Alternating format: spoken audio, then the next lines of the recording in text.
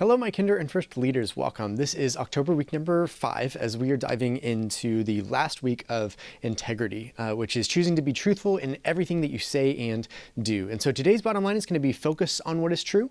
And as we focus on what is true, we're diving into Philippians 4:8, where Saul is in prison and he's just talking, he's reassuring a lot of the different churches, and this one in particular, the Philippian church, where he is encouraging them to think about what is true, honorable, noble, worthy of praise, all of that kind of stuff. And so as we do that, we're tying that into integrity of just thinking about what is truthful in all circumstances and everything that we do. So this first activity, you're going to get them in the mindset of thinking. And so you're going to have those little toy cars and, you can have them kind of roam around and have some fun with that. But while they're doing that, be like, hey, like, who do you imagine is in this car right now? Like, what do you think that they're thinking in this car right now? That kind of thing.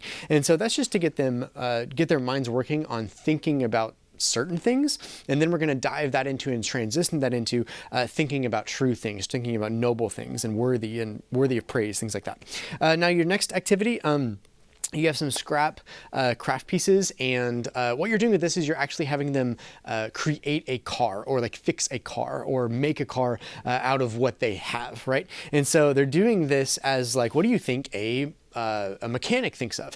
And so if you think of a mechanic, he thinks of how to fix a car, how to do it right, how to, repair what is broken, that kind of thing. And so we can also think about like how to repair a car, just to get them again in that mindset of focusing and what is focus and what can I focus my mind on, things like that.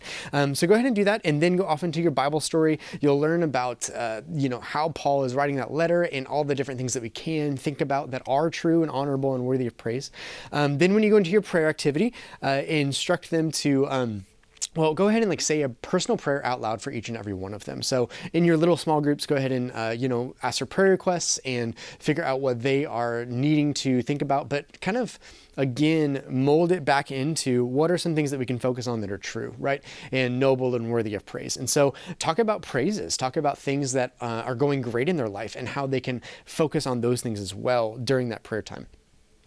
Then you have a fix that engine activity page. And what you're doing with this is, it is the Philippians 4:8 verse that you guys are going through as an activity page. So with this, they're going through and they're just drawing the arrow and following the arrow all the way through. Okay.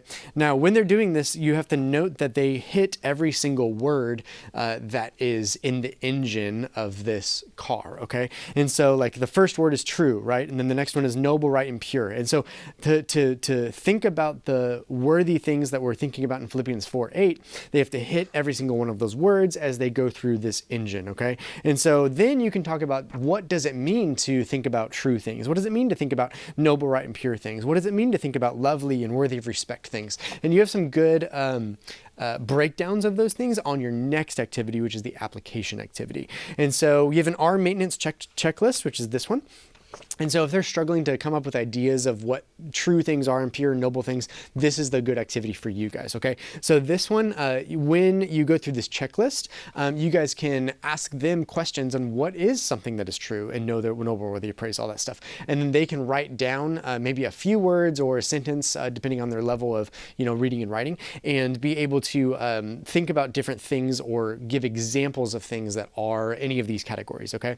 And then encourage them to think about these things throughout the week and to, obviously think about all of those different things. And that's it for this week, guys. Thank you guys. Well, there actually is one more, sorry. There is your memory verse activity. I forgot about this one. So your memory verse activity, you have a lot of different cars that you're going to line up in one row, and then the kids are going to line up in one row on the opposite side of the room. And what you're doing with the memory verse activity is as you're laying down the cards, you're going to say one word from the memory verse. And then when it's time, you're going to have them come up one by one and grab one of the cars and take it back to their spot in line. And so they go directly back to where they were in line before the next child can go. As you're doing that, you're saying the memory verse every time a car is picked up or moved and things like that. Now, when it's time for them to, when they all have the cars and they're all in their row, then they're going to wheel the car back, by whatever you call it, like wheel the car back to you. And as you do that, as they do that, you're going to say each word of the verse again. And so again, it's just a lot of repetition for these children to help know that verse. And that's for this week, everyone. Thank you guys so much for what you guys do. We'll see you guys in a little bit.